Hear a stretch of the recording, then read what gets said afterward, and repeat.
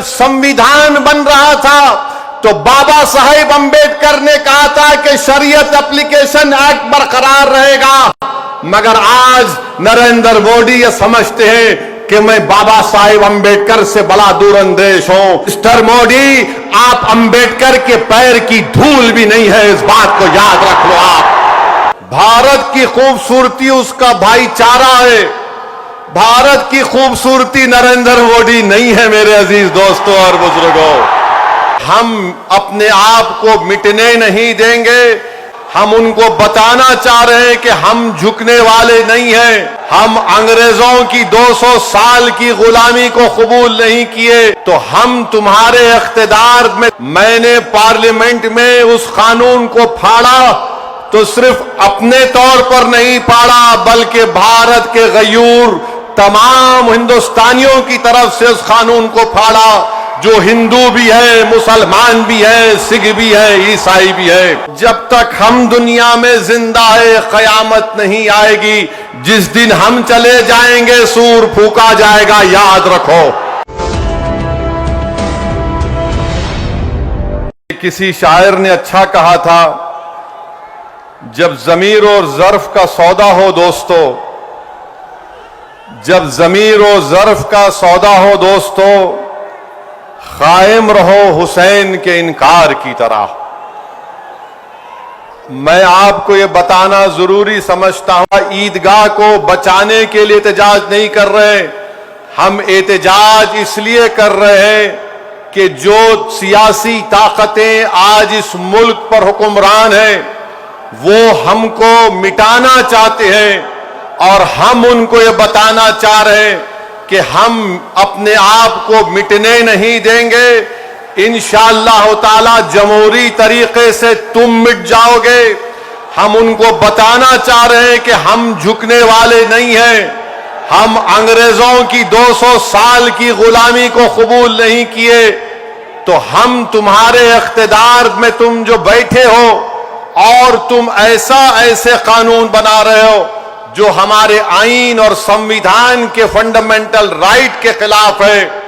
मैंने पार्लियामेंट में उस कानून को फाड़ा तो सिर्फ अपने तौर पर नहीं फाड़ा, बल्कि भारत के गयूर तमाम हिंदुस्तानियों की तरफ से उस कानून को फाड़ा, जो हिंदू भी है, मुसलमान भी है, सिख भी है, ईसाई भी है, जो आज भी इस मुल्क की खूबसूरती को पहचानते हैं। भारत की खूबसूरती उसका इत्तेहाद है, भारत की खूबसूरती उसका भाईचारा है, भारत की खूबसूरती नरेंद्र मोदी नहीं है। मेरे अजीज दोस्तों और बुजुर्गों, भारत की खूबसूरती उसका भाईचारा है, भारत की खूबसूरती उसकी मस्जिद भी है, मंदिर भी है, दरगाहें भी है, खानकाएं भी है।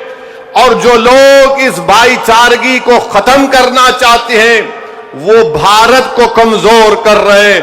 तो हमारा एहतजाज इसलिए भी है कि वो लोग जो हमको सफ़े हस्ती से मिटाना चाहते हैं, हम उनको पैगाम देना चाहते हैं कि हम मिटने वाले नहीं हैं। मैं बार बार कह चुका हूं, जब तक हम दुनिया में जिंदा है, कयामत नहीं आएगी।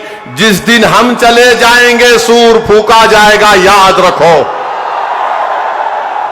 और अगर बीजेपी ये समझ रही है कि उन्होंने 2014 में इख्तिदार पर आए तो पहले ट्रिपल तलाक का ऐसा कानून बनाया जो मुस्लिम खवातीन के खिलाफ बनाया, फिर उसके बाद उन्होंने CAA का कानून मजहब की बुनियाद पर बनाया, फिर उसके बाद उन्होंने UAPA के कानून को गंदे तरीके से उसको और ताकतवर बना दिया, फिर उसके बाद उन्होंने मजहब तब्दीली का कानून अपनी बीजेपी जहां पर इख्तिदार में रियासत में बनाया, फिर अब वो यूनिफॉर्म सिविल कोड बनाने की बात कर रहे हैं।